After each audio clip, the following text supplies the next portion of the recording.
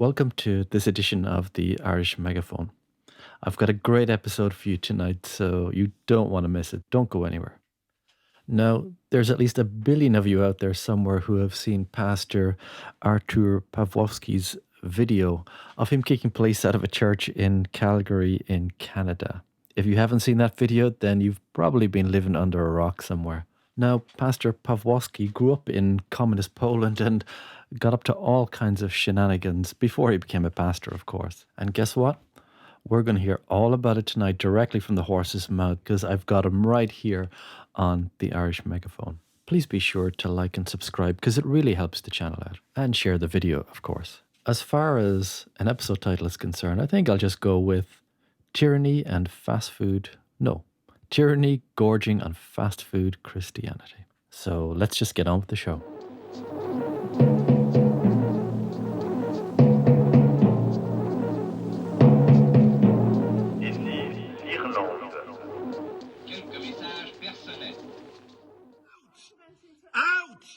Out of this property, you Nazis! Out! Out! Gestapo is not allowed here. Immediately, Gestapo is not allowed. Out! Do you understand English? Get out of this property. Go. So go. Go. And don't come back without a warrant. Out, Nazi. Intimidating people in a church during the Passover. You Gestapo, Nazi, communists, fascists. Don't you dare coming back here. Can you imagine those psychopaths? Passover, the holiest Christian festival in a year, and they're coming to intimidate Christians during the holiest festival? Unbelievable.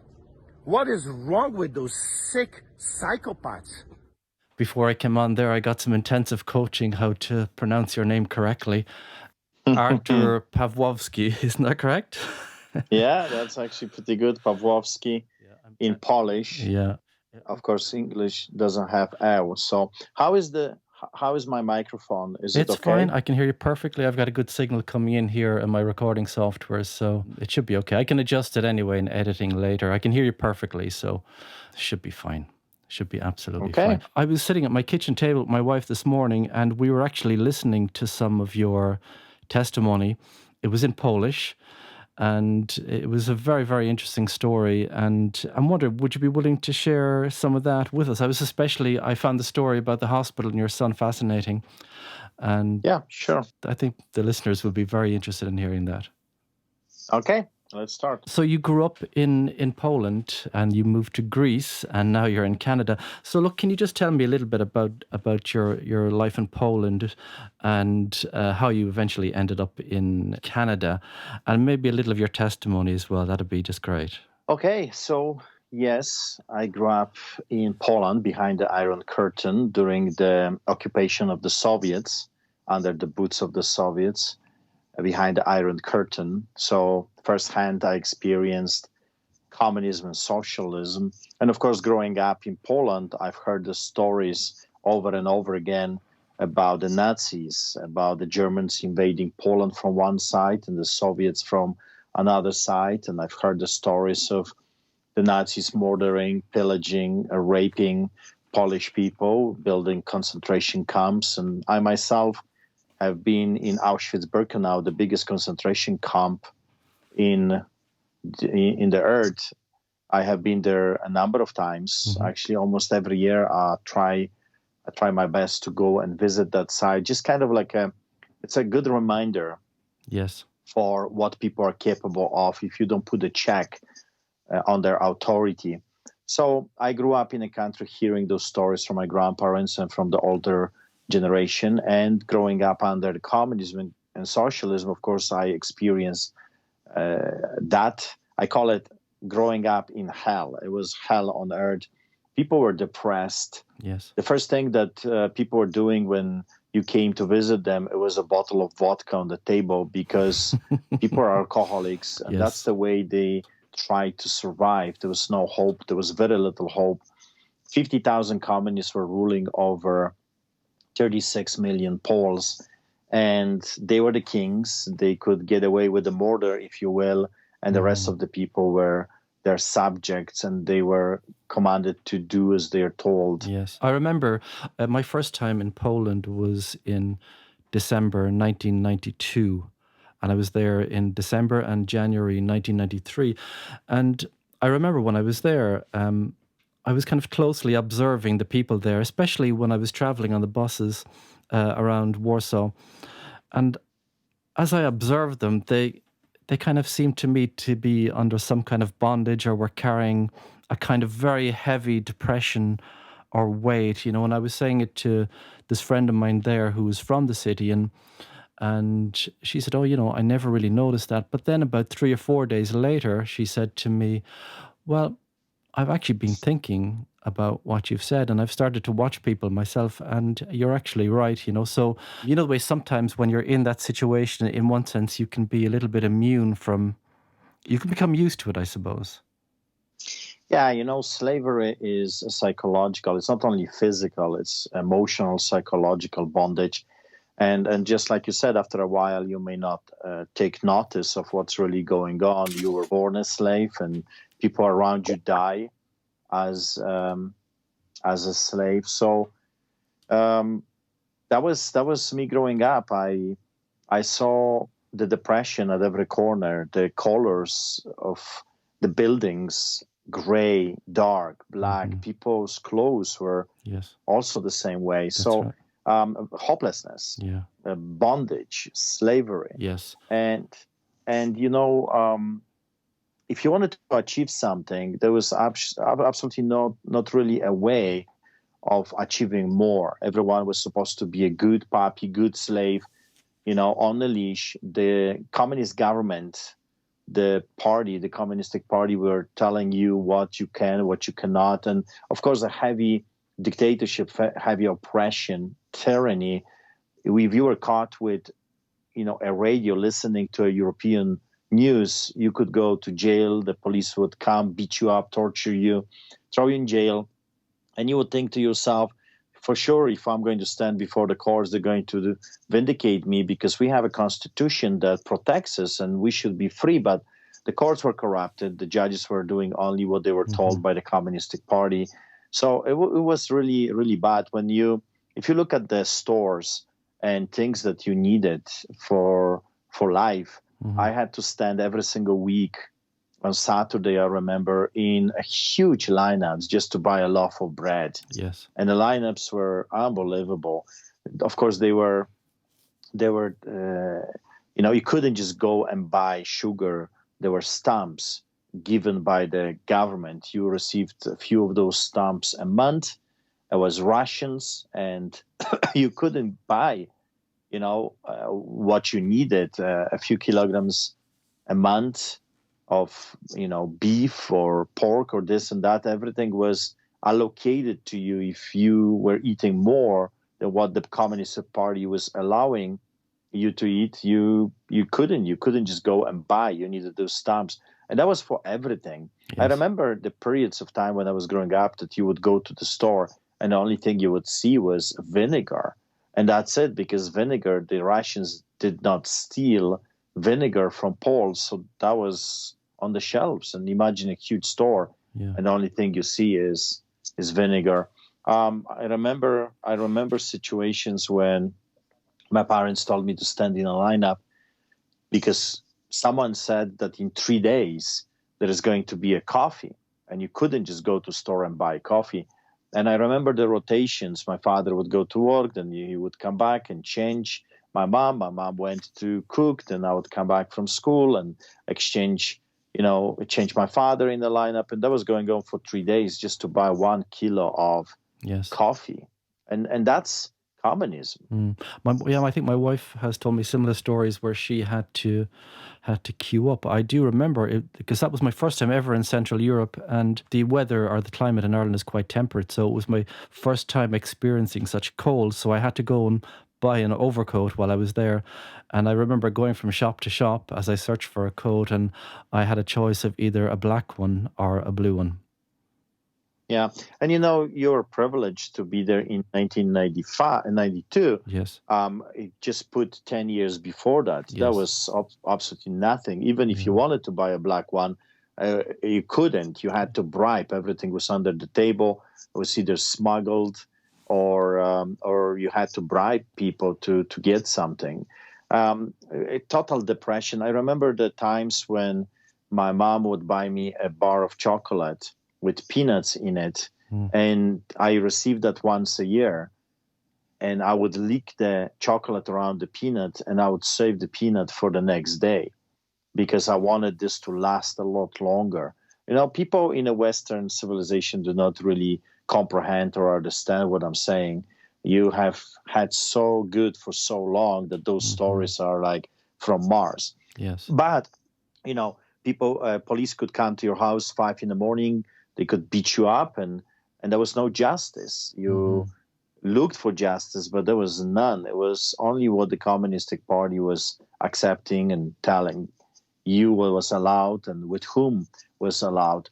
I also witnessed in 1981, I witnessed with my own eyes a powerful move of people when the people finally said enough, and they took it to the streets during Solidarity movement, and they said, we will not comply. They stopped working and they went to the streets. And I remember, the soldiers, the tanks on the streets, armored cars and machine guns and fires everywhere. And I remember the stories of tens of thousands of people were arrested and some were shot and clapped to death by the police. But a year later, people got their freedom. They brought a crack in the armor of the communists, and a few years later, Poland got this amazing freedom, the best democracy on earth, and the communists collapsed, and the Berlin Wall got broken as well, and Iron Curtain was no more. But it took millions of people to come together in solidarity and fight and resist non-compliance, peaceful resistance, protests, rallies. We will not work for you anymore because you have enslaved us, and we were born to be free. So now, fast forward, we escaped from Poland. We escaped on a boat because the government would not allow us to get a visa. We were denied 3 times. We went on a boat, and then it was a Russian boat. And then we went to Istanbul, Turkey. And from Turkey, we went to Greece, Athens. That would have been your whole family, yeah? Yeah, my father escaped a year before us, and then we joined him, me, my brother, and my mom, with few friends. We joined our father in Athens, and then we moved 50 kilometers, and we started a business over there. We used to build houses for the richest people in Europe. They're summer homes, villas, and that was going on for 5 years. That's where I met my wife. In Greece, a Polish lady as well, a lady that loved God, was a Christian. I was very anti-Christian at that time. I hated the church and religion. I've seen too much corruption within the ranks of the clergy, and I just didn't want to have anything to do with that. And she was opposite. She was talking about God. She was talking about Christianity, and she really wanted me to change, to realize that a life with God is always the best, and that there's hope. I was drinking at that time, and then I was drinking more and more.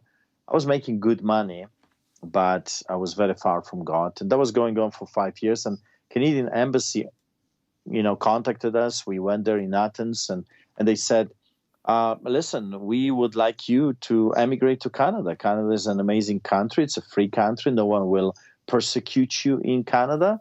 Come and start all over. Bring your business. We are looking for young, ambitious people like you with their business. So come. And we said, wow, from communistic dictatorship to a very corrupted system in Greece, because in Greece everything was done by cash under the table, bribes. Police was coming to my house for envelopes of money, and politicians were bribed. I mean, that's how the system was working in 1990s in Europe, Greece, Italy, Spain.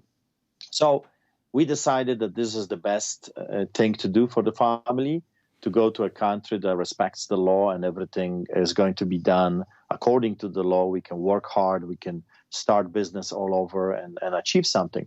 So we emigrated to Canada in 1995, and we started our business again.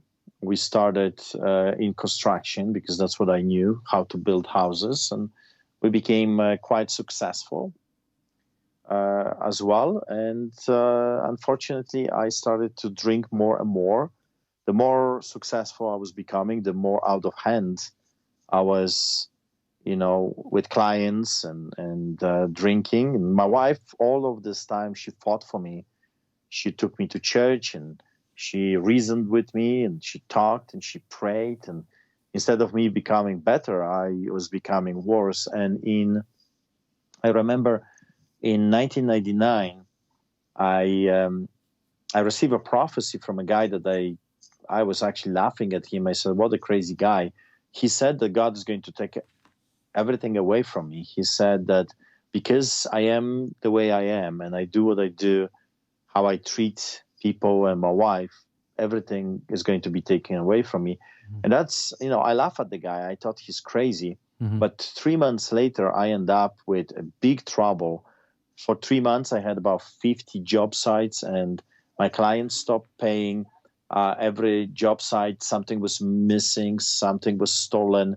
Within 3 months, I became a bankrupt, and mm-hmm. I just couldn't believe it. I was making so much money, and I just made a deal to build an apartment building, millions of dollars, and suddenly I am a broke man with huge debt. And the 3 federal government officials flew from Ottawa, from the capital, to meet with me, and they said, "Your body going to jail," because I could not pay their taxes. I could not pay their money that I owned. And I asked them for 6 months. I said, "I'll work day and night and I'll pay them." They contacted my lawyer. They find out that it was not my fault, that mm-hmm. I did not steal the money. It was somebody else did it. And we're talking about big amounts of money. And they agreed. They said, "You get 6 months. If you pay this off, what you own to the government, you will not go to jail." And I did. I worked very, very hard from early morning to late evening, and I paid every debt I had privately and to the government, and I end up with nothing. Just like God said, I'll lose everything. But during that time, during the 6 months, I became a totally different man. I asked my wife for forgiveness. I stopped drinking. I said I'll never drink again. And I completely changed my perspective on life. I realized that there are some things you cannot buy. The money cannot buy you peace and happiness and joy and family, love. So I changed, and my wife became pregnant. Mm-hmm. And in 2000, my son was born, the same day I was born, and we named him Nathaniel, which in Hebrew means gift from God. Mm-hmm. And before that happened, another prophet prophesied and says, God is going to give you a perfect gift. And we knew with my wife that he's talking about the baby that is not born yet. Mm-hmm. So we were really expecting a miracle. We were expecting a perfect gift that God promised. However, my son was born dead. He was not moving. He was born purple. And it turned out that he had a hole in a muscle. And through that hole, all the upper chest was smashed with bowels. Bowels went up through that hole and smashed his lungs, and he pushed his heart on the opposite side. And it was a big mess. They revived him back to life, which after they called it the first miracle. And they announced that the damage is so severe that this kid is going to be a vegetable, if survives, because they thought he's going to die any moment. If this kid survives, it's going to be a vegetable for the rest of his life. And they asked us to unplug him. I remember those 3 doctors came and they said what they said. And I became very angry. And my wife said no. She decided to fight for that kid. And I went into rebellion towards God. I remember I went downstairs after they announced asking us to unplug him from the machinery. And I was yelling, screaming, kicking the car. And there were few people watching, and they ran because they thought I'm I'm just a psychopath, a Yes. crazy guy. And for a few days, I went into this heavy rebellion towards God. I was accusing him of everything. Yes. I was yelling, I was cursing. What do you want from me? You know, I just could not understand. There's always this saying, why me, right? Why is this happening to me? Yes. Can I just ask you one question there, Pastor?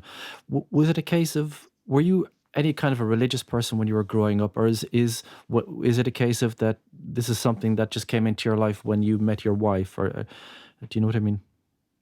Now, I was very religious. Yes. I grew up in Poland, Catholic, just like majority of the Poles. And my mom was sending us to church every week.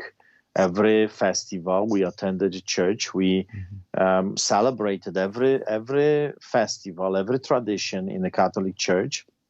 I was baptized, and I did everything that a Catholic Church is requiring us to do. And I even served at the Mass as an assistant to the priest. And I even end up in monastery to become a priest.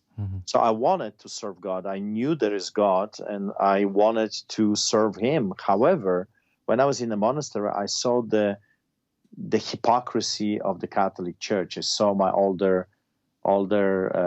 brothers in faith partying, girls and alcohol, and I saw a corruption from the priests using the money that were given for the church for their own personal things, and the women always around. And it was just a big fat lie, a hypocrisy. And I remember I had to ask myself, I was very devoted. I could pray all night on my knees. I would lay like a cross on the rocks in monastery, and I was even scourging myself.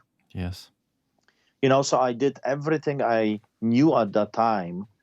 What can I do to be closer to God? But when I saw the hypocrisy of the priests and the whole system, how rotten and hypocritical and evil has become, I had to ask myself this question: do I want to end up like this? Do I want to be a priest that is going to be lying every time, that I will live a double life, one life for the public and one life for myself?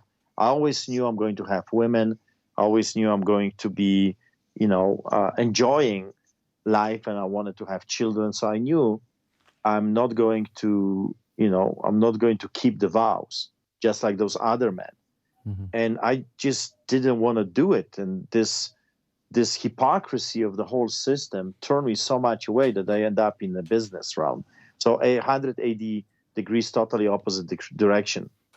I started to carry a weapon, a pistol. I was beating people up. I became a private banker and a smuggler. I smuggled alcohol from Yugoslavia through Czechoslovakia. I smuggled everything that you could smuggle, from clothes to gold, to alcohol, to chocolates, to bananas. You weren't smuggling Bibles, no. Have you ever heard of God's Smuggler, the book? Yes, Yeah. I've heard, but I at that time I was absolutely not interested in God, church, or the Bible.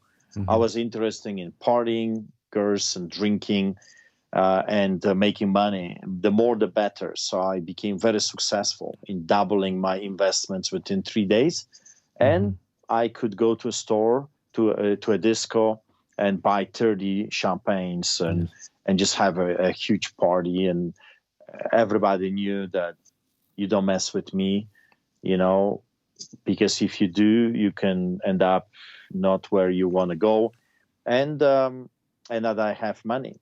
So I became a private banker, and I was doing very good actually at that time. You mean like a loan shark? Yeah. Okay.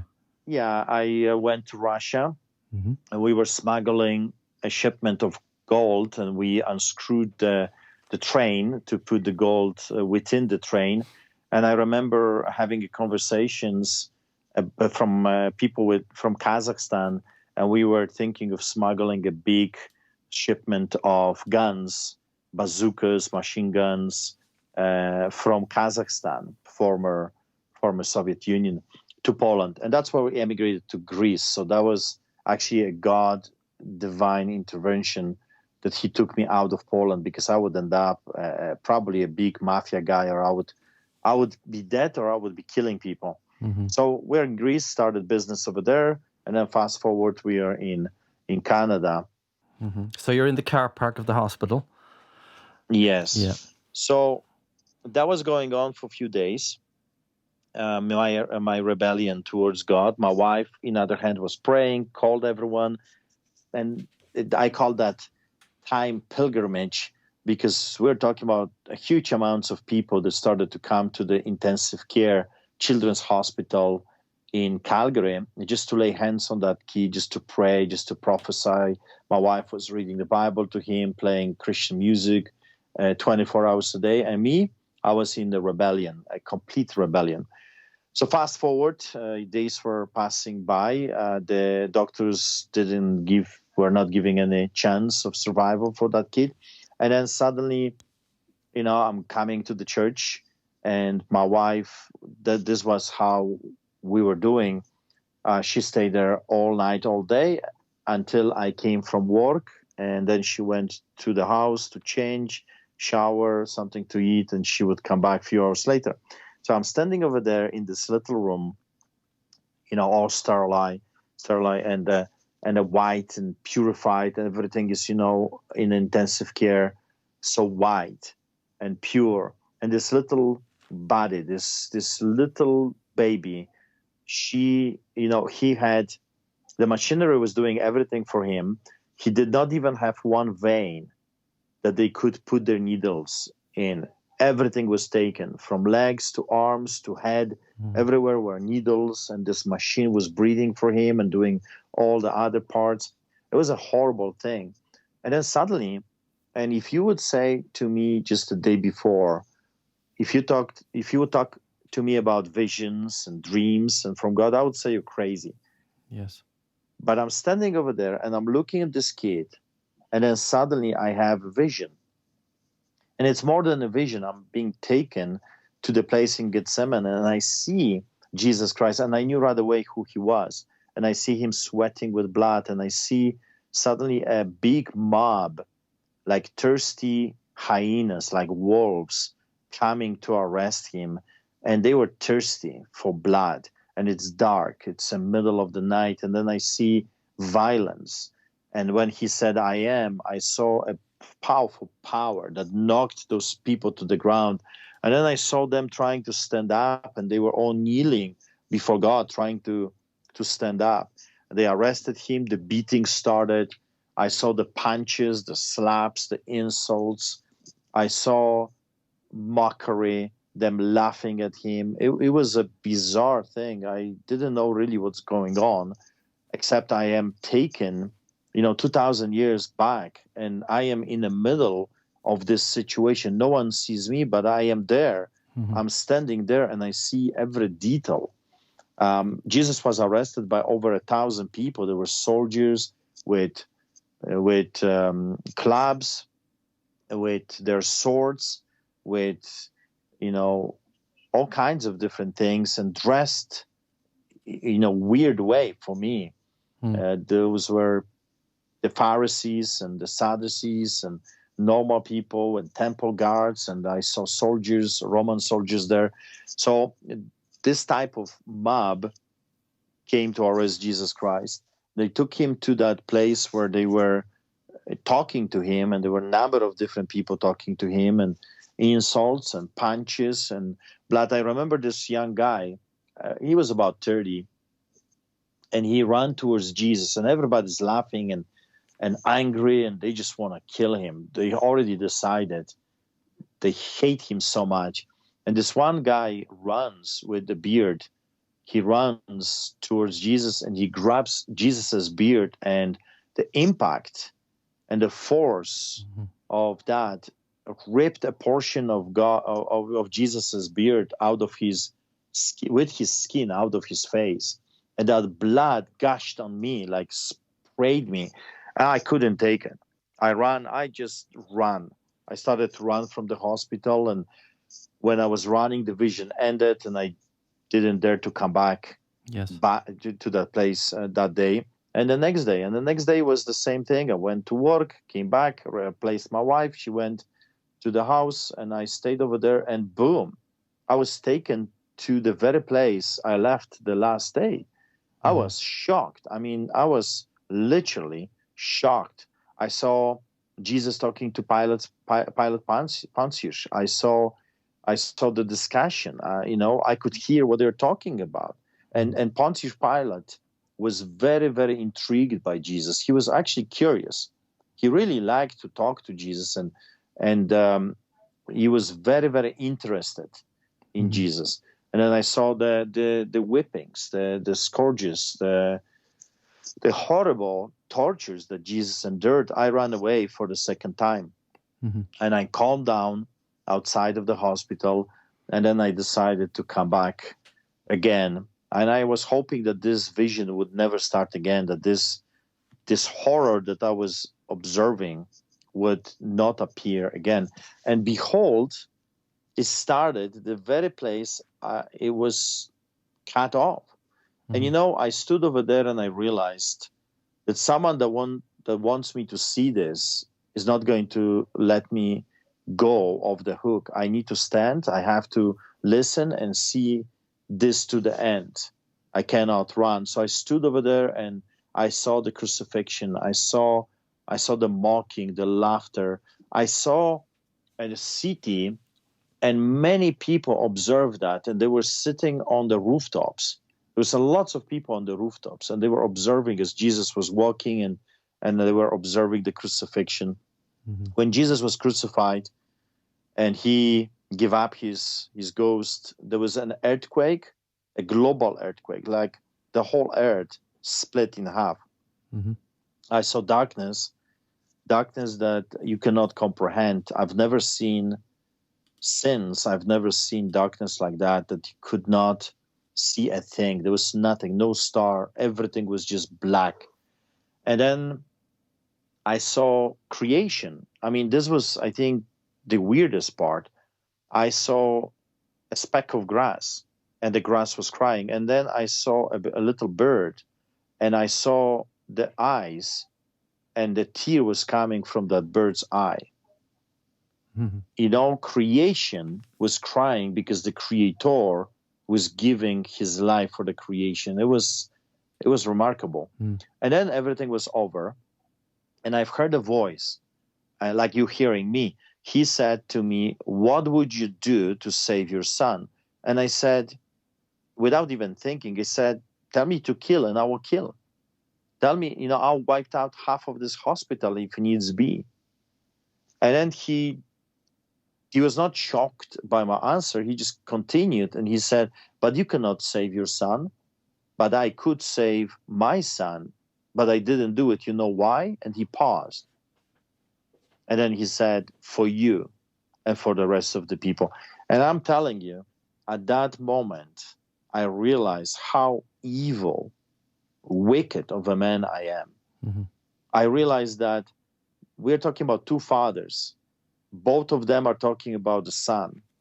I had a son, and he had a son. But I was willing to kill somebody else's kid, somebody else's mother, somebody else's father. In my heart, I was ready to kill, so I don't have to suffer. But God chose to suffer so I can live. And he chose to suffer for me, even though I was a wicked, evil man that was willing to cause others pain. And he died for me when I was his enemy. I mean, this is incredible. I could not comprehend. I'm telling you one thing that we do not fully understand. And to this day, I don't think I fully understand that kind of a love. It's unconditional love. God loves us unconditionally. Yes. Yes, there are consequences to our sins. Yes, there is hell, and people that reject his love will go over there. But he loves you so much, you cannot even fully understand that type of love. He loves you just because you are. Not how you look, not because you have something or you don't have something, not because of your color of your skin or you're a man or a woman. He loves you just because you are. That's a love that is very, very hard to understand. So I saw two hearts. I saw a heart of God And this was the most beautiful thing I've ever seen. It was a pure crystal, see-through gold, everything together. I can't explain it. It's pure love. That's the heart of God. It's so beautiful. You can't stop looking at it. And then I saw my own heart, a heart of a man. It was like a tar, ugly, dirty, sinful. It's just you don't want to even look at it. It was so ugly. It was dark. And that was it. Yeah. The vision ended. I didn't hear anything from God. I realized how wicked of a man I am and how amazing God is, but nothing happened. No earthquake. The situation with my son didn't change. And my wife showed up. And later on, I didn't notice that, of course, but later on she said to me that I was traumatized and I could not talk for 3 days. Yes. I don't even remember that. Just before we go on there, because I know a lot of my listeners are not believers or maybe are not religious or whatever. So can you just explain to them, when you say you had this supernatural experience, and you mentioned earlier about the fact that this gentleman had prophesied or had some prophetic gift, could you just explain that briefly to for those people who are listening who are probably skeptical about such a supernatural experience? Oh, they're probably like I was. I would say that this guy that is talking is crazy. He probably was drinking too much, something that he shouldn't be drinking, or smoking something. Now, of course, I have seen so much. I have seen miracles and healings and supernatural so many times that I don't doubt at all. But at that time, I would just laugh at you if you would say anything. And I did. When the men at the church said that God is going to take everything away from me, I laughed at him. I thought he's crazy. Who can stop a businessman like me? I had over 40 people working for me. Sometimes I hired 100, and I was doing very good. I was making thousands of dollars a day. And who is going to stop me? I mean, I laughed at the guy, and we know 3 months later I end up with nothing. The same with that other fella that said God is going to give us a perfect gift. Somehow we knew he's talking about a child. Yes. That my wife was pregnant. We knew that supernaturally. I can't explain it to you. It's just some people have a gift, and sometimes God is choosing people to tell us about things that are about to happen, about things that normally we would not know. And that's what we call prophecy. God speaks sometimes using people, telling them what we need to hear, or warning us about different things. And that's what happened to me. As a businessman, I have to tell you, as a businessman, business people are very pragmatic people. We used to have a saying, show me the money. Put the money on the table, we'll talk. In other words, we need to see it to believe it. We have to touch it. Show me the land, show me the project. I want to see the blueprints. I want to see this. I want to go on the location. Then we'll talk money. We'll talk business. Because you want to touch it. You want to see something tangible. Or the numbers. You want to crack down the numbers and see if something like this will work and make you money. I was making millions of dollars. So I was a very practical man. And this happened to me. Yes. And I can't explain it except what I'm telling you. So fast forward. Yeah, so fast forward, your son, okay, you've had this supernatural experience, vision, but your son still is quite ill. What happens next? My wife comes to the hospital and she takes me to the church. And since my son was born, I would not pray. I would not talk. I would not talk to God. I was angry. I was rebellious. And after I saw what I saw, she came and I didn't say anything to her. Took me to the church. And those people, I don't even remember what they were saying. I know that they met to pray for our son and for us. And the pastor was talking something, but I was not really listening, because I stood in the back of the church and I raised my hands and I said, God, I'm giving you my son, like Abraham, Isaac, on the altar, and you do with him as you please. And I just have one thing. I have one request from you. If he is to die, if you're taking him home, I just beg you, I pray you would do it now. If he's to die, If you're taking him away, let it be now so we don't have to suffer anymore. I can't see my wife suffering like this anymore. Please end it. Let this horror end. But if you will give me my son back, if you will heal him, I will be grateful to you for the rest of my life. And I started to cry like never before. And you got to remember, a man like me in a business realm, we never cry. We never show emotions, because business is like swimming in the ocean surrounded by sharks. And if the sharks smell the blood, if they see your weakness, you're done, you're gone. So I learned to live my life in such a way that you never show emotions. You're tough, you're strong. I was a boxer. I made it to the national, representing my country. And then I was a martial art expert, black belt, teaching people how to fight. And I was fighting as well many times. So you learn not to show emotions. You're tough, you're strong, you're a wolf. At that time, that's how I would describe it. You're just strong to devour others. You don't allow the others to devour you. But I started to cry and I couldn't stop it. And every tear that was coming out, it was like a tear that was representing my sin, whatever I done, smuggling, beating, this and that, alcoholism. Every tear was representing some kind of thing I've done. And then I started to really cry. I could not control, and I'm crying. And I don't know how long this was going on, but when I realized that I am not crying anymore, I realized I could not shed another tear. I had no more tears to shed. Yes. I ran out of tears. And I said the same thing to God. I said, God, no matter what you will choose, either my son dies or lives, I'm giving you today my oath that I will serve you for the rest of my life. And again, nothing happened. No earthquakes, no supernatural, nothing. No voice spoke to me. It's just, I had no more tears to cry. I was tired. I was broken. I was ready to listen, and I made my peace with God. That's what happened. I made my peace with God. No more rebellion, no more running away from him. I accepted my fate, whatever that meant.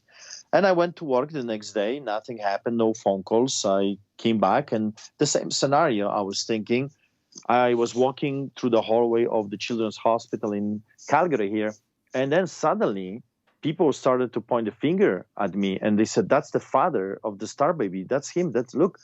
And I just like, wow, what is going on? People were talking, and I could hear them. That's the father of the star baby. And I'm thinking, what star baby? I mean, no one notified me. The doctors didn't call. I have no idea what they're talking about. So I reached the intensive care, and I was expecting to see my son gone. Actually, telling you the truth, I thought, okay, maybe God heard my prayers and decided to take my son. But suddenly, the machinery was not working, and my son was laying there without the assistance of the machinery. And I couldn't even enter the room because 3 doctors were notified already by some people that the father of the star baby is at the intensive care. And they grabbed me and they said, you got to come with us. We have to show you something. So they took me to this x-ray room, and they showed me about 7, 8 pictures. And they said, look at this. That's what the heart was. That's the bowels. And if people are interested in a story, they did a documentary on this, showing the pictures, showing the whole thing. It's called Street Advocate. If you want to watch the whole thing, it's a story of my life and this incident. Street Advocate. Yeah, I'll leave a link for that in the video description so people can check it out. So they said, but look at the second picture. And you see this little thing, and of course I don't know this medical thing, but that's what they were saying. Look at this, that's a line. And I'm thinking, okay, well, they obviously saw that I'm not as excited as I should be, because they said, oh, you don't understand what's going on, right? We opened your son and we could not find a trace of a line. Your son cannot breathe. It's impossible. Medically speaking, your son should be dead, and he is not able, medically speaking, to breathe, but he's breathing on his own. And they said, we are started to take a picture every hour. And look at the next one and the next one. And as they were going through the pictures, I saw this little thing becoming bigger and bigger and bigger. And here is what they said. Your child is having a lung that is growing within an hour is bigger. And right now is a regular lung. Your son should not be alive, but is living, should not be breathing, but is breathing. It's like a baby that came from the stars. So we called your son a star baby. We called a symposium of doctors, and we talked about this case, and there is no medical explanation to what happened. And then one doctor said, it looks like your God heard your prayers. Amazing. So fast forward, my son became they were examining him for years after, because it turned out my son is a perfect health. He was always in the middle of the chart. And remember what this man said, I'm going to give you a perfect gift. And he names the kid Nathaniel, which means gift from God. And he's born the same day I was born. God truly gave me a perfect gift. However, he didn't mention that I'll have to wait for that perfect gift a little bit. Yes. So my son is right now 21 years old. He's studying to become a lawyer. He's in university right now, perfectly healthy. Swims like a frog, and no issues, no allergies. My son does not have even one allergy. Totally perfect young man.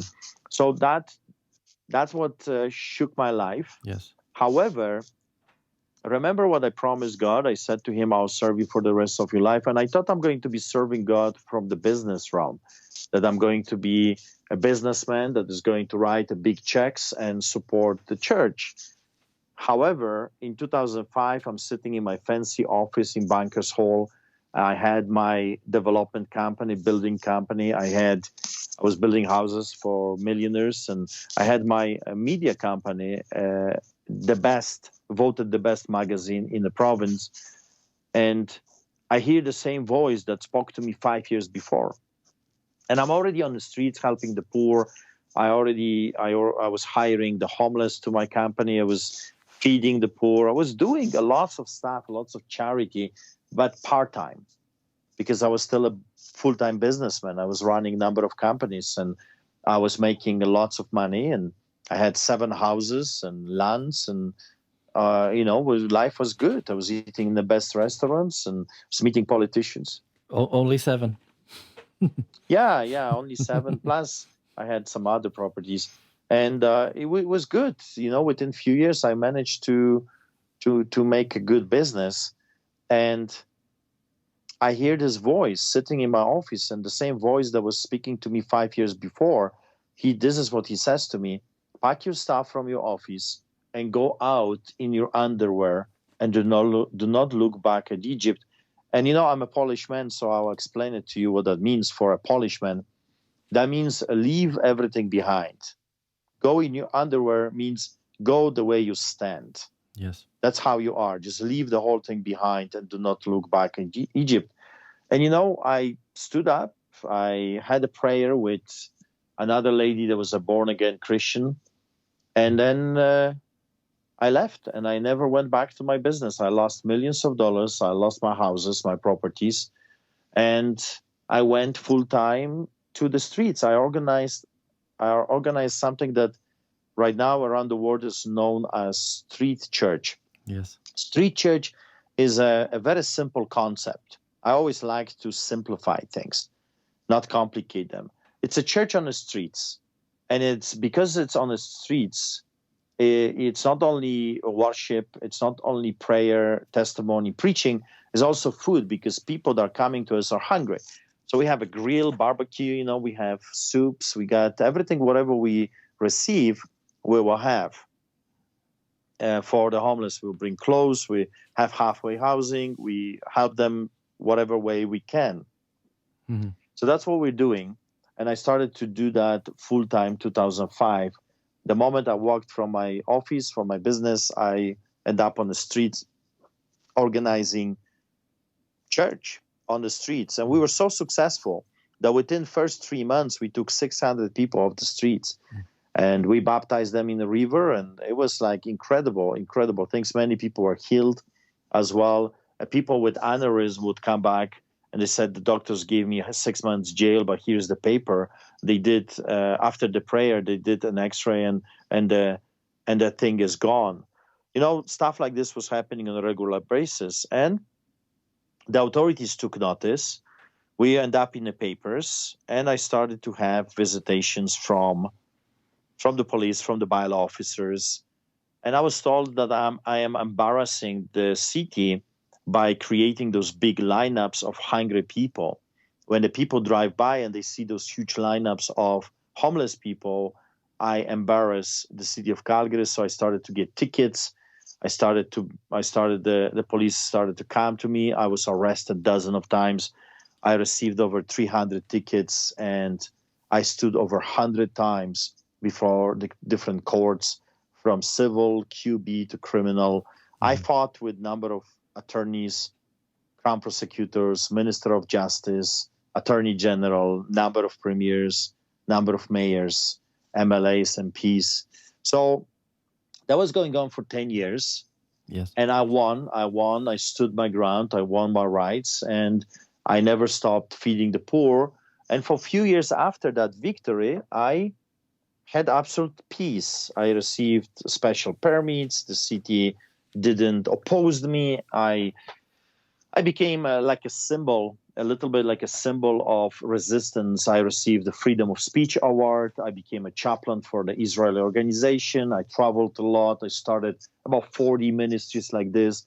And I started to organize something that I don't know if you heard about. It's called March for Jesus. Yes. All around the world, we are marching on the streets, lifting the name of Jesus Christ. Yeah. Actually, I went to Ireland a few years ago.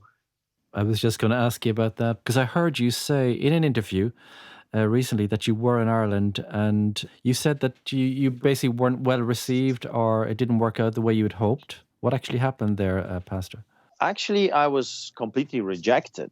I had many meetings. I traveled throughout Ireland, north and south and left and right. I mean, I went everywhere. I think we did 6,000 miles within 10 days, I think it was, or 11. And I call it, this was my first time that I windowed traveled. You know what I mean? You can window shop. Yeah. And I window traveled. I saw the island sitting in a car constantly going from one meeting to another. And I've met with hundreds of people, leaders, priests, pastors, clergymen, with one simple message. I said to them, if you're not going to march for Jesus in unity, the enemy will march for the devil. Mark my words, the times are coming when, if you will not take this opportunity, the enemy will be marching against you. And God is stretching his hands and says to you, unite. And this is what I've heard from the Irish people. We'll never march with Catholics. And the Catholics, I'll never march with the Protestants. And that was what I was told, which really broke the heart of God. Because he doesn't see you as a Catholic. He doesn't see you as a Protestant. He doesn't see you as an Irishman or a Polishman. He sees you on this side of eternity. He sees you as his creation, as the crown of his creation. He loves you. He died for you. He didn't die for the Irish. He didn't die for the color of your skin. He died for your soul. He died for every man on the planet Earth. It doesn't matter if you're black, green, yellow, red. I don't care where you come from. What's your tradition? Are you rich or poor, woman or man, young or old? He died for everyone. And that was my message. And I tried to tell them, listen, this is, what am I hearing from you? That's not the heart of God. That's not the church of God. That's not the church of Jesus Christ. Jesus Christ wants everyone to come to repentance. He wants everyone to turn to him. He died for everyone. Don't divide. This is not the time to divide. This is the time to unite. And this is the name that can unite us all. We can start this movement, and we can say to the Catholics and to the Protestants that Jesus and his blood and the cross that saved us all is the unifier. And the Irish people rejected the message completely and said no, except few little churches that said, if I come back, they will join and we will do it. But of course, for a movement like this, I needed support. I needed the bigger churches to join, and they said absolutely not. Actually, the bigger the church, the bigger the devil it was. if you know what I mean. The bigger, the more powerful the cathedral or a monument, a church with money, you can tell, oh my God, they just got silver and gold left and right. I remember this one guy, he would not even give us a proper time. We drove all night to see him, and he met us at the parking lot of his fancy church, a multi-million-dollar church, at the parking lot, and he gave us 5 minutes and said he's not interested because if the Catholics are coming, he will never march with the Catholics, and he walked away. I drove a whole night just to meet this guy, and he would not even meet me in his office. It was on a parking lot. Unbelievable. Was that in the north of Ireland, Pastor, or in the south? Do you remember? For you guys, probably you will. Or would you prefer not to say? You will understand for sure. That was in the south, if I remember correctly. Yes. That pastor, the big church, I believe it was in the south, because it took me, our friends that I visited were in the north, very north part. So in order to go and see that guy, I had to drive in many hours during the night hours. I don't remember, but we arrived 5 or 6 in the morning, and we had to wait for His Excellency to come, and he met us standing at the parking lot, and did what he did. Did you kiss his ring? No, that was Did you genuflect and kiss his ring? No, I don't kiss. I don't bow before men. I bow only before God. I think many churches now, in my experience, they're more interested in climate change and social justice ideology than they are in marching for Jesus. Unfortunately, it's very sad. But that's my experience in Ireland, which I fell in love with Ireland. I don't know, it's weird. Mm-hmm. Maybe this will be weird for you, but you know what I felt being there in your land? I felt like we're brothers. There's such a huge connection between the Poles and the Irish. We are very alike. Absolutely. We are very hot-boiled, hot blood, We're quick to act. When we're in danger, we have no hesitation to punch sometimes if needs be, and we are people of action. And I felt a huge connection between the Irishman and myself. It's a weird thing. I can't explain it. I think the Poles and the Irish have the common experience of being on the receiving end of invasion, subjugation, and tyranny to various degrees. I think there certainly is a historical connection. We have a similar history in that sense. Maybe that's what it was. I felt a very strong connection. That's why my heart was broken. I literally was so upset. Why? What is going to take for the men to realize that your divisions? I don't care what the Brits did to you. I don't care what the Catholics did to you. I don't care what the Protestant did to you.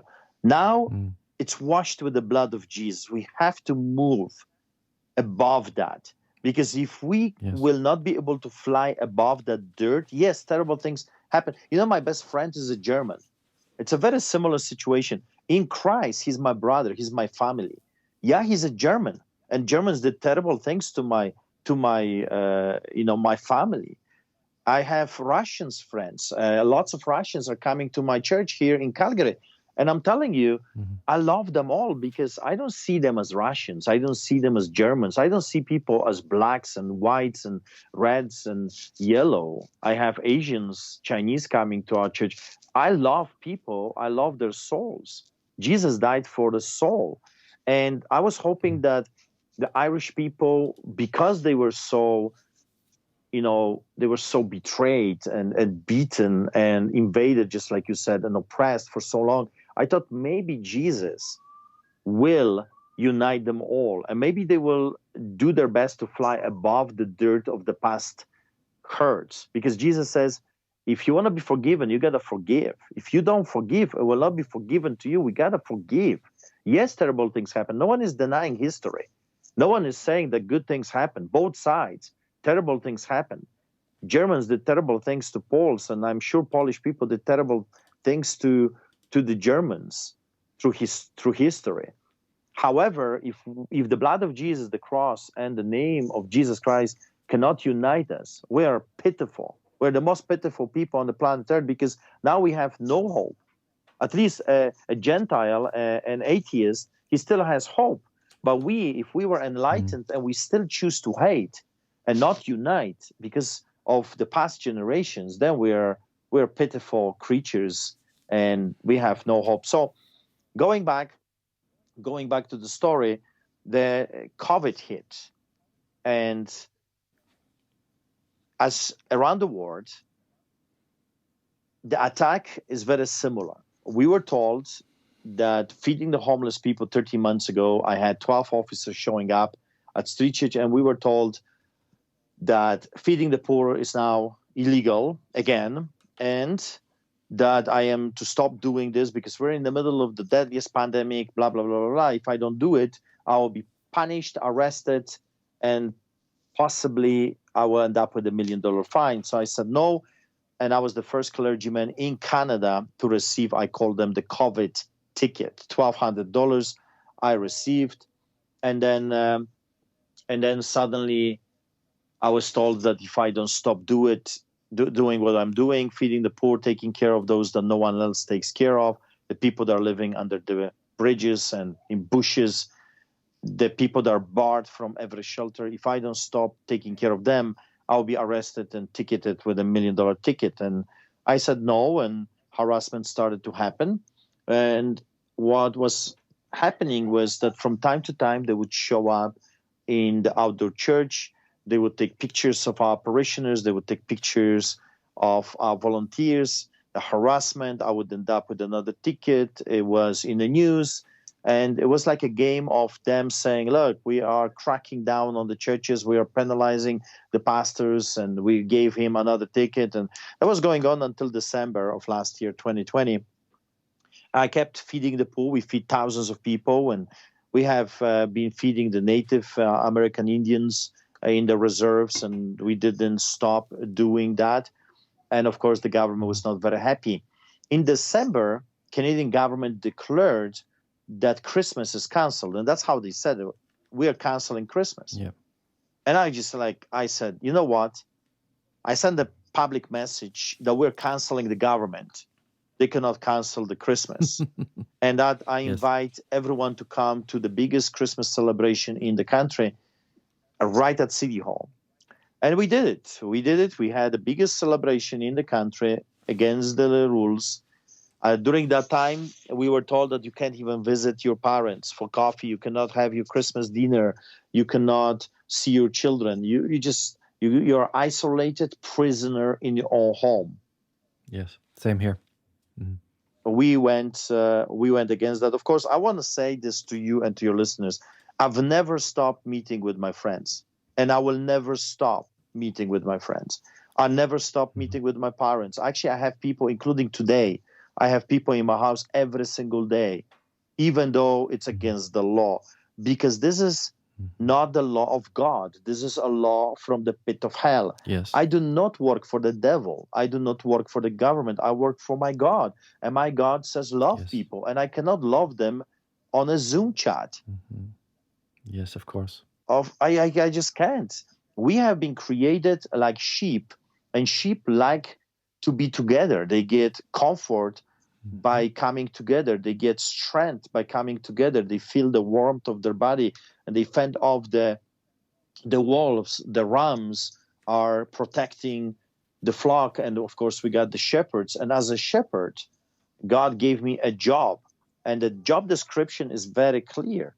I am to lead people into the still waters and green pastures, and I am to defend the people that God has given it to me. That's why a shepherd has a staff and a stick for a purpose, to fend off the wolves and the evil. Sure. I mean, the scripture is very clear that we're not to give up meeting together. Of course, do not forsake the gathering of the saints. It's very clear. That's a commandment of God. Yes. And it says, as is custom of some, right? So it said even then that some people have chosen not to meet together. It's a sin.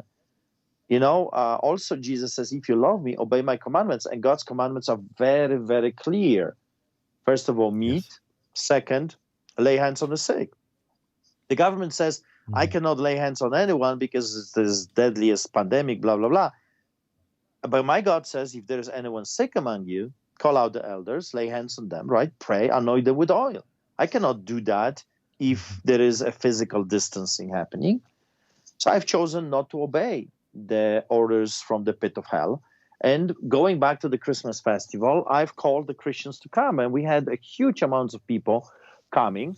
And we also had barbecues, huge barbecues. We had AAA steaks donated, and chicken, and lots of clothes and presents for the homeless. We fed, I don't know, 1,000 people, maybe more, and we had Christmas carolers. We had testimonies and preachers. Wow. And we also had over 100 police officers, 52 police cars, and 20 officers about on the bicycles. We were recorded, videotaped, pictures, intimidation, harassment, and I end up with 11 tickets for my horrible crime of cheering people up in the greatest crisis in the history during our lifetime. So that's on the streets. However, I am also a pastor of a building, so I pastor people in the building as well. I have 2 churches here that I run. One is for the poor, and then the one that is willing to come. We don't ask if they're homeless or not. Everyone is welcome to come.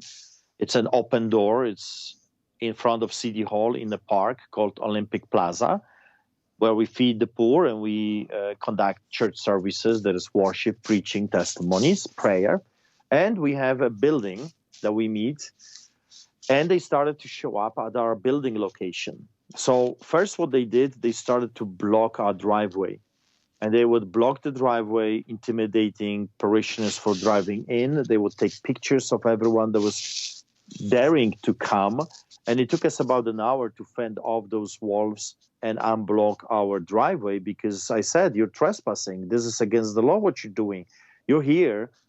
You're here in the capacity of a lawman, but you are lawbreakers. I mean, you're gangsters. You're masked bandits. That's what you are. So don't tell me you're officers, because officers, real officers, will not do that. So anyway, they left. Yes. And then they came back again a few weeks later with health inspectors taking pictures of everyone that was coming in, women and children. And let me just remind something to you. I grew up in Poland, behind the Iron Curtain, and they were exactly the same tactics that the KGB, the communists, were doing when I was growing up. If they couldn't get the men, they would take pictures of their women and children. They would send those pictures to the men and say, hey, maybe we won't kill you, but we can do something to your wife. We can do something to your children. So you better think twice. Maybe we'll let you live, but we'll take your family away. How about that? You know, that's the fascism. That's what the Gestapo was doing, torturing and taking pictures, you know, torturing not just the men physically, but psychologically as well. Many priests were murdered. Many nuns were murdered during the Nazis and during the communist era. So I said that they're doing the same tactics. We went to talk to them and said, listen, why are you taking pictures of our women? Why are you taking pictures of our children? Don't do that. That's wicked. That's evil. And so they would leave. But what happened during this Easter, it was unbelievable. Because first of all, I told them not to do it. They would be trespassing. They did it anyway. They came with their guns, with their badges, with their handcuffs, with their tasers to enforce a bylaw infraction, which is $100 ticket, like a parking ticket, lesser than a parking ticket. And they, at the same time, broke 3 criminal laws. They interfered with the clergyman while he was conducting his duty, 2 years punishable by law. 2 years jail, and then interfered with parishioners, with the church, while the church was in the middle of conducting, church service, which is 5 years jail time, criminal offense. And they trespassed. So they'd broken 3 criminal charges, 3 criminal laws to enforce, to find out if I'm wearing a mask while I'm preaching or not. So when I saw them coming and they were on the steps to the sanctuary, I could not believe what I'm seeing. I was really, really shaken. I was really shocked. How dare you? I can imagine, yeah. How dare you, you Gestapo, you Nazi wannabe dictators? How dare you do this? So I did run to my pulpit. I grabbed a telephone because my interactions with authorities have been different. And standing before the courts over 100 times, I've learned that those people have no problem to lie.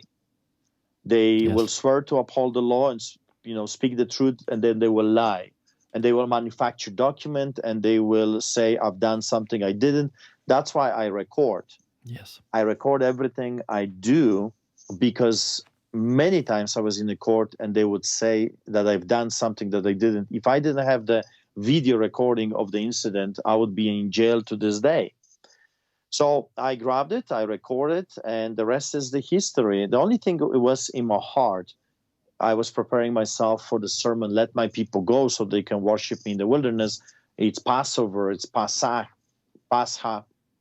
Eastern, a weekend, and the story of Jesus dying and being raised from the dead is a story of Exodus, Let My People Go, a story of God rescuing people from slavery in the land of Egypt. And that was very deep in my heart, let my people go.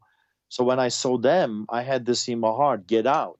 Let my people go. In other words, get out of this place. And they didn't want to go. So I intensified my voice, because that's my weapon. I can't fight them physically. We do not attack people. We do not beat people up. We don't fight with authorities physically. What really impressed me was that you just didn't even give them a chance to speak. I think when I saw it for the first time, I was taken aback a little bit, but at the same time, I felt there was like real authority in your voice, like so much so that they didn't have any choice but to obey. There was real power there. Yeah, I understand.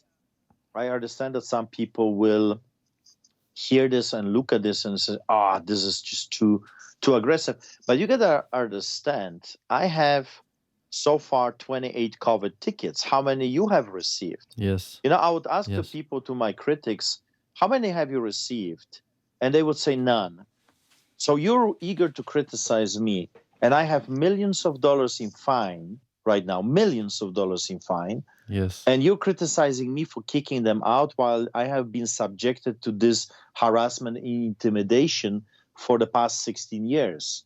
And now for 13 months with this COVID nonsense. And you say to me, I'm too aggressive, and you don't see that what they're doing is evil and wrong. Evil, even in the Middle Ages, the knights were required by law to leave their swords outside of the sanctuary, outside of the holy place. That's right, yeah. That's right. They were not allowed to enter a church building or synagogue or cathedral with their swords. And now you have armed officers in our sanctuary. People that I work with, they have passed. They've done things. They were running away from authorities. Now they clean them. They clean their lives. Now they're law-abiding citizens. But there is a trauma there. You don't come with your uniforms. You don't come with your guns into a church. Are you nuts?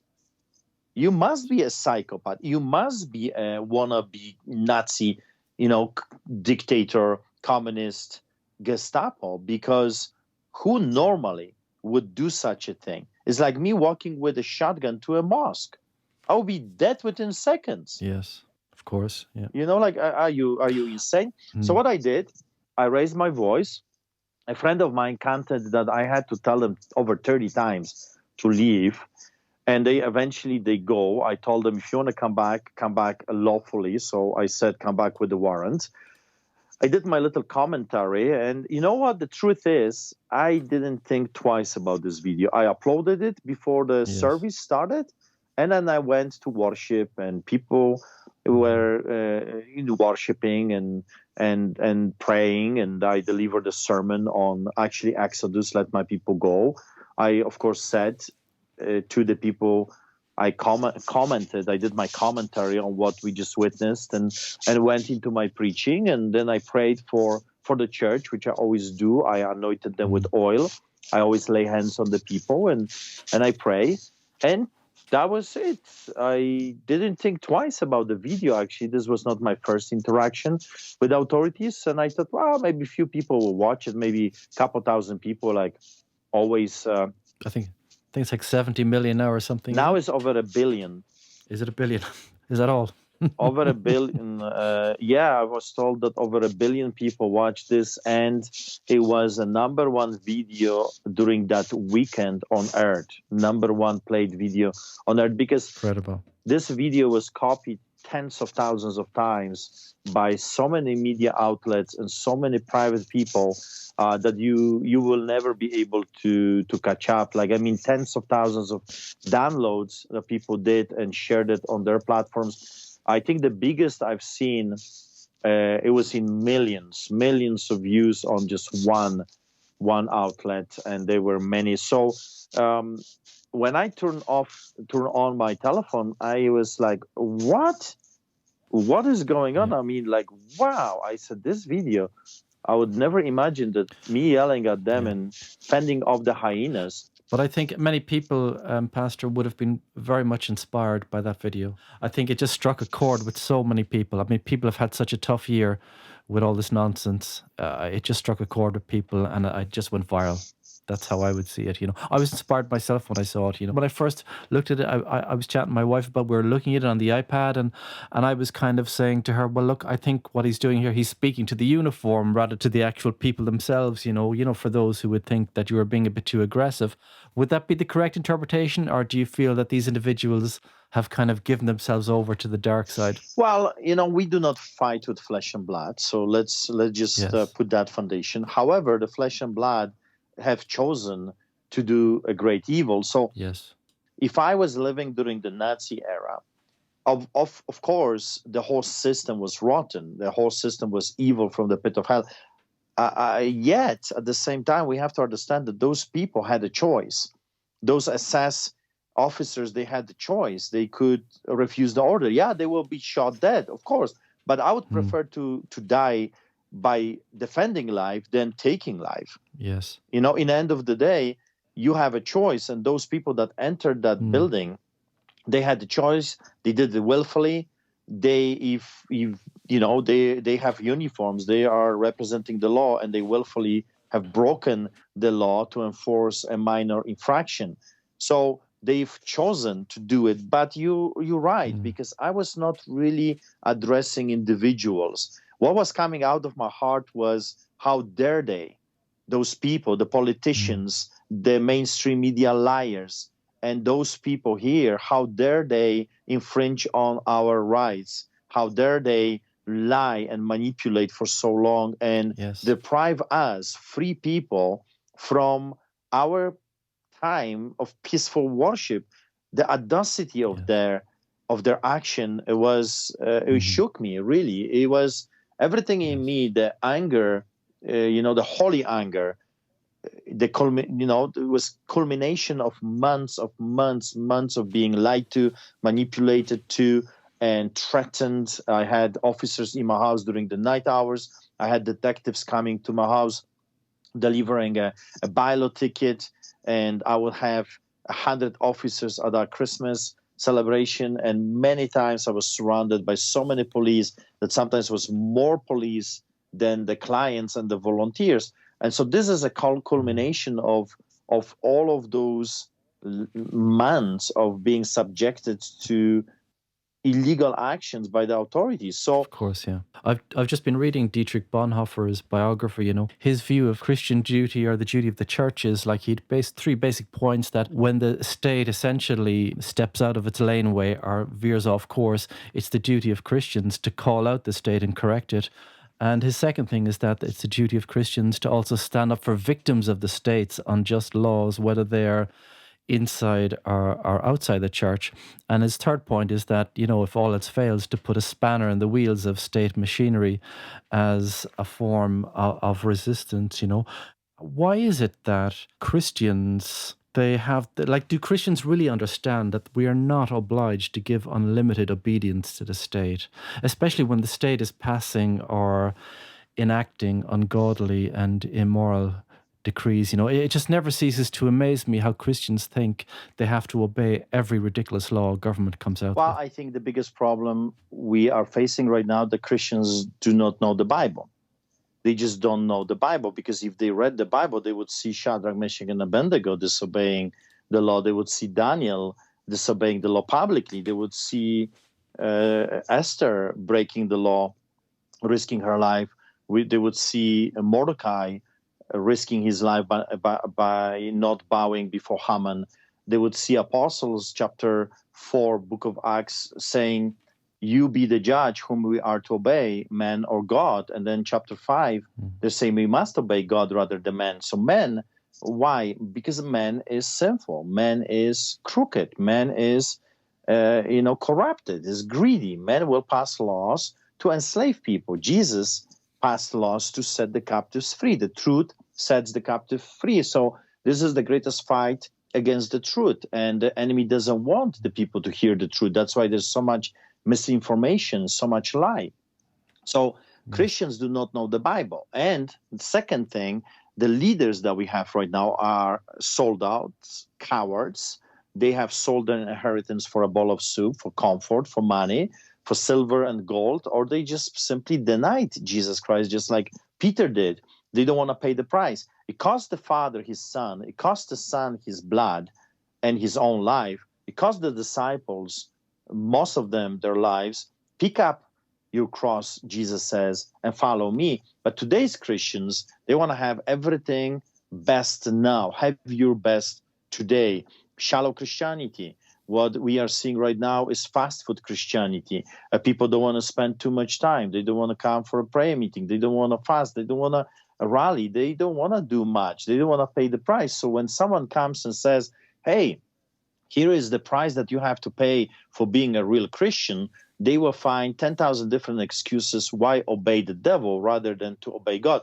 But Jesus is very clear. If you love me, obey my commandments. If you don't obey his commandments, you're a rebellious person. And the Bible is very clear because it says that rebellion is like a spirit of divination, a witchcraft. So you have a bunch of Christians that they think they're Christians, but they're actually practicing divination, a witchcraft, in total disobedience to God, and they don't understand what's really going on. They would rather obey evil governments like pharaohs and like Stalin or Hitler, and they would be good snitches. They would be giving those Jewish people away because that's the law, instead of standing up and fighting like the prostitute that lied to her own people, and he hid the spies, the Jewish people. So this is my take. I see that God has given them into a heavy delusion because of their disobedience. They have been disobeying him for a long time.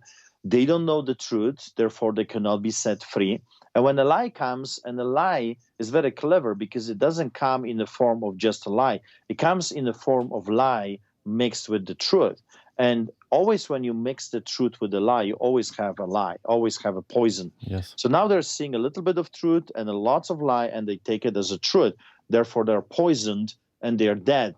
And they have died spiritually. So when a person like me comes, or anybody that wants to stand up and speaks the truth, they're labeling us as racist, white supremacists, or fanatics, and Jesus would never say that. Jesus would never do that. Actually, Jesus was the biggest offender in the Bible. He offended his family, his mom. Who is my mom? Who are my brothers? Who are my sisters? That was an offense. Yes. He would not even see them. People don't like being woken up by the watchdog when they're sleeping, That's right. That's exactly right. I was inspired a few weeks ago to do a podcast. I entitled it How Ireland's Appeasing Churches Have Failed the People, And I made the point that if Christian leaders had stood up a year ago to the state when they brought in these ungodly laws and led the people out of Egypt, I really believe the whole country would have followed, Yes, but they of course. completely failed. They just collapsed, If the light is not shining, darkness takes over. If the church is not salty, if the salt loses its saltiness, it will be what? It's useless and will be trampled by whom? By men. And that's exactly what we're seeing right now. Like there was an organization here, which partly inspired my blog. They were saying, I saw them in an interview where they were representing a number of churches in the country, on the island, north and south, that they were writing letters to the government, asking the government for permission to open. But my point of view in my blog was that, why are you asking the government for permission? You already have a command. That's right. to be open, you know. That's right. And last weekend they had this kind of prayer and fasting weekend, and I think I left a comment saying, "Okay, that's great, have your prayer and fasting, but are you going to follow it up with action?" And I was kind of reminded, you know, the scripture says, you know, faith without works is dead. That's exactly. And I saw this cartoon years ago, these Gary Larson. Do you know Gary Larson cartoons? No. Anyway, I saw one a few years ago, and it was entitled Christian Firemen or Christian Fire Service. But there was a picture in the cartoon of a building on fire, and there was a lady at the top window screaming for help, you know. And you had the Christian Fire Brigade on the street. They were standing around in a circle praying. And that's what it kind of reminds me of. You know, I'm kind of like thinking, well, the time for praying was when you're on the way to the fire. Yeah. But once you get to the fire, you have to take action, you know. But That's right. it's terrible. Like, it's absolutely, it's a disgrace. I'll have to go. I got in 1 minute. I have a radio interview, but it was good talking to you. Thank you for being so generous with your time, and hopefully we'll speak again at some stage in the future. That'd be great. Sure. Yeah, no problem. That would be awesome. I fell in love with Ireland, and I still hope that one day I'll be able to come and do March for Jesus Ireland. Why not? Well, if you do, you have a friend here anyway, and I'm very sorry you had that experience here in the past. God bless you. Okay, take care. Bye. Bye-bye. Bye-bye. Just as a conclusion, I didn't get to ask him all the questions I had intended to, but you know what? We'll get to that the next time. I hope you enjoyed it. Don't forget to like and subscribe, because that really helps out the channel. See you next time. Take care. Bye-bye.